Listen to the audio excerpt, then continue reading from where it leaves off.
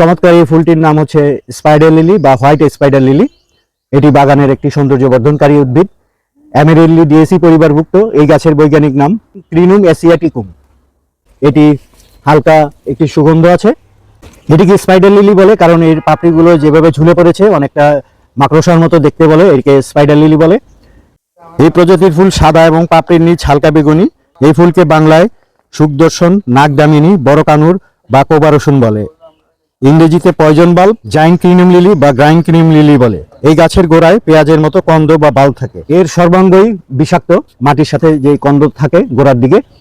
এখানে রয়েছে অ্যালকালয়েড, বিশেষ করে লাইকোরিন এবং টেজেটিন।